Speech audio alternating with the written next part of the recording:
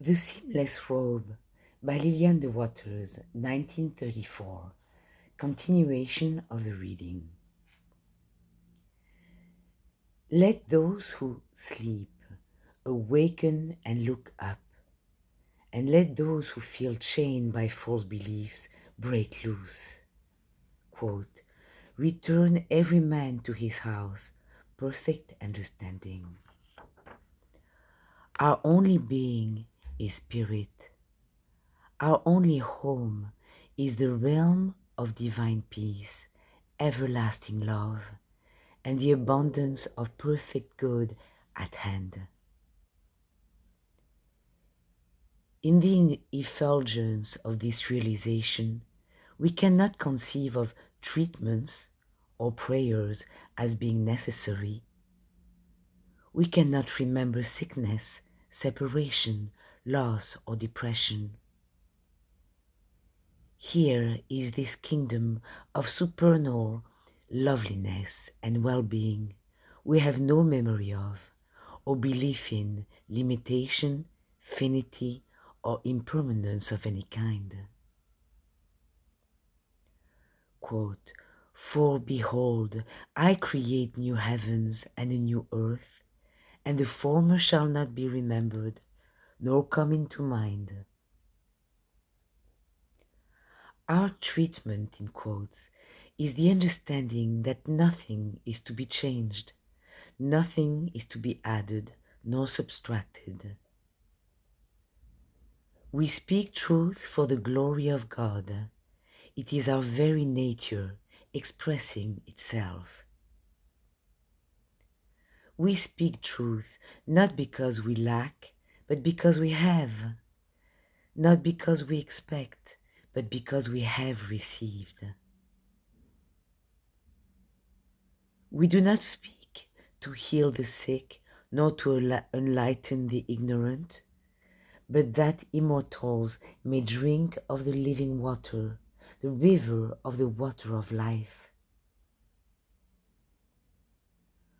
With derision the Jews said of Jesus, he maketh himself as God. But Jesus, understanding the I and the Father as one, could truly say, he that has seen me has seen the Father. In proportion as we too understand that the Father is our own being, and so let the individual I be one with it, are we aware in our own true selfhood. Then indeed have we let the I go unto the Father.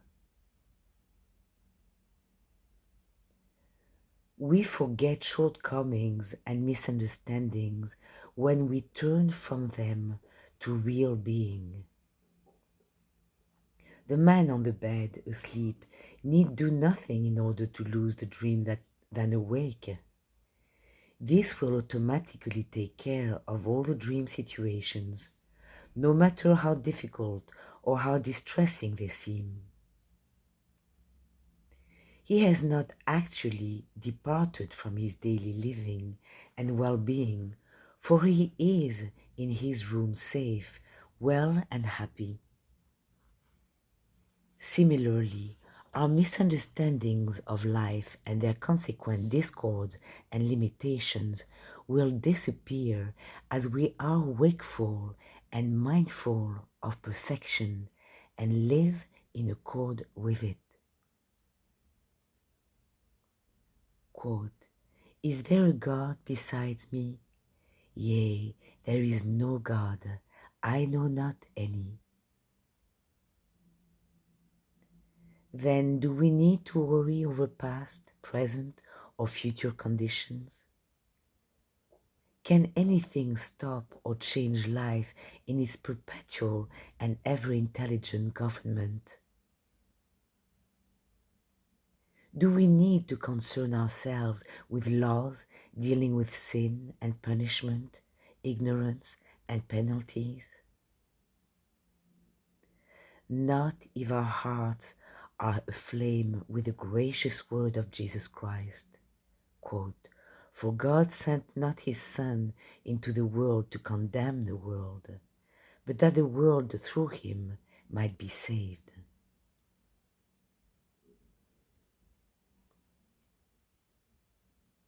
Before his reconciliation with Esau, Jacob turned his attention within, and here it was revealed to him by his own being that the power of divine love transcends all sense of resentment and misunderstanding, and reigns supreme in earth as in heaven. It was then that he looked, and behold, he saw his brother's face as though he had seen the face of God.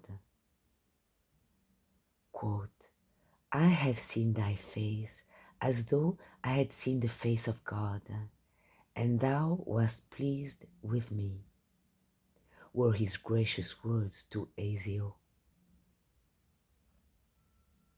Quote, who has believed our report, and to whom is the arm of the Lord revealed? Asks Isaiah. To them who are ready and willing to accept the revelation that good cannot be evil, that life cannot be death, that spirit cannot be matter, that love cannot be hate, that intelligence cannot be ignorance, that perfection cannot be imperfection. Yea, that one infinite life, spirit, love, intelligence, perfection, is immutable, unchangeable, now and always. Quote, God is light, and in him is no darkness at all. We are all to discover, even as Jesus exemplified, that we need take no anxious thought for our health, wealth, happiness, or pleasure, for we are now in the finished kingdom, where all such blessings are the natural and simple expressions of living. Quote, how then, it is asked, shall I gain the understanding equal to the transcending of my problems? By lifting attention from them to that secret place of the Most High, where an understanding of yourself and of your problems will be revealed to you. It is a fact that your being is whole and complete now. You need not continually affirm wholeness, deny self, nor contradict unpleasant conditions. But you can catch a clearer glimpse of reality and understand and embody the spiritual qualities your real being includes. This illumination is your awakening to that truth which shall make and keep you free. For instance, have you allowed your heart to become as adamant? Oh, be willing to welcome a change of heart. Quote, and a new heart also will I give you, and a new spirit will I put within you. And I will take away the stony heart out of your flesh, and I will give you an heart of flesh. God alone is your ability to know what is real and right and true always. And God is the ineffable tenderness of irresistible divine love, overbrooding all. Said Paul, quote, today, if you will hear his voice, harden not your hearts. Turn from the selfish, hardened sense and enter your inner sanctuary, rejoicing to allow the ever-presence of the kingdom of heaven, of heavenly love, to shine in your heart, now and here. For listen further to Paul's astonishing words. Quote, "Though I speak with the tongues of men and of angels, and have not love, I am become a sounding brass or a tinkling cymbal.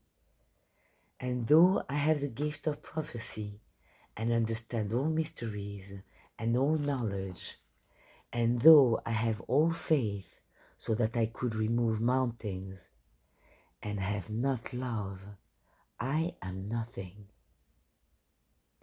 And though I bestow all my goods to feed the poor, and though I give my body to be burnt, and have not love, it profiteth me nothing." What kind of God are you accepting? A God who sends or sanctions sorrow, separation, and disease? A God who cannot or will not deliver you now and here from misunderstanding, fear, and despair? A God who permits corruptions, tribulations, and afflictions? Listen to the psalmist. Quote, "In thy presence is fullness of joy. At thy right hand there are pleasures for evermore."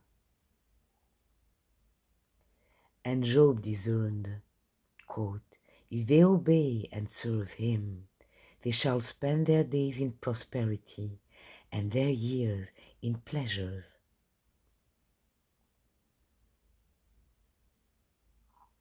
Why should anyone ask God to help him bear burdens so terrible as grief, pain, worry, or fear?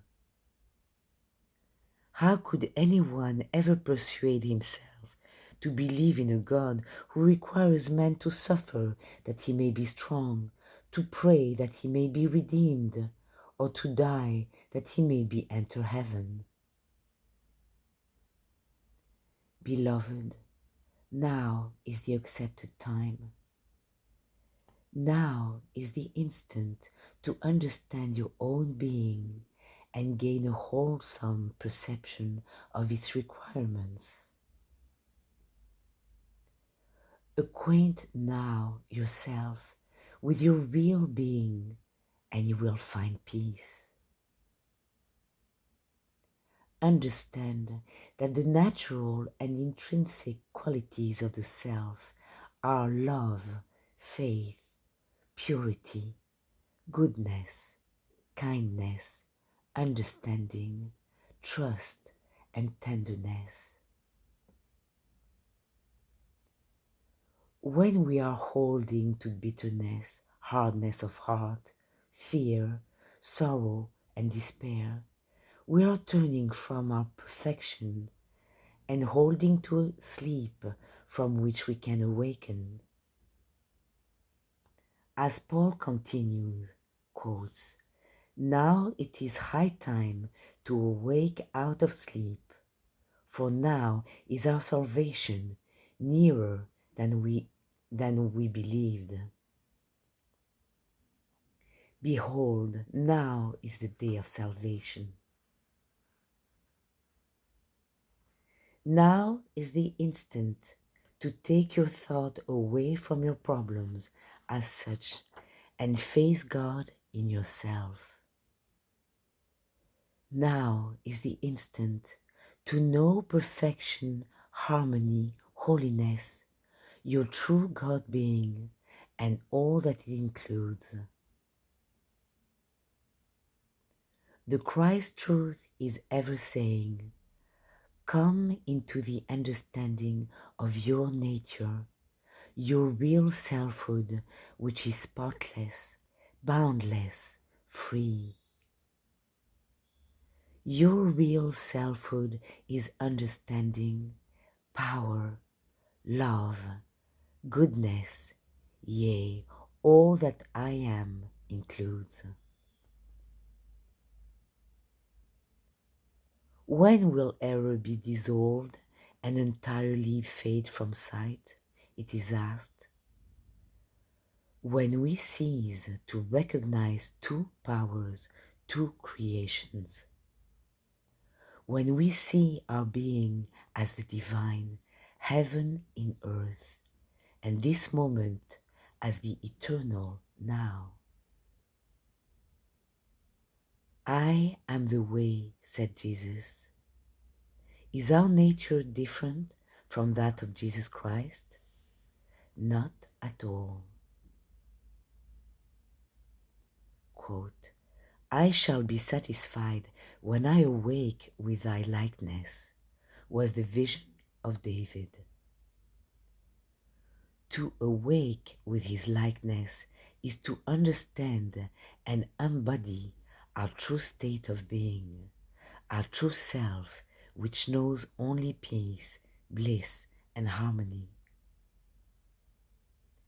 And this native state is already prepared to be experienced every moment. Quote, and thine ears shall hear a word behind thee, saying, this is the way, walk ye in it. This way is the awakening, the coming face to face with our reality, which ever strengthens, guides, and directs us in paths of joy, peace, and glory. Let us eat from the table which is prepared for us in the very presence of our problems. This table is the ever-presence of the heaven of true spiritual ideas, which, as we assimilate, deliver us from all evil. What are some of these spiritual ideas? That perfection is boundless, limitless, ever available, and at hand. That the all-good is changeless love, perfect understanding, complete joy, power, peace, and harmony for each and all.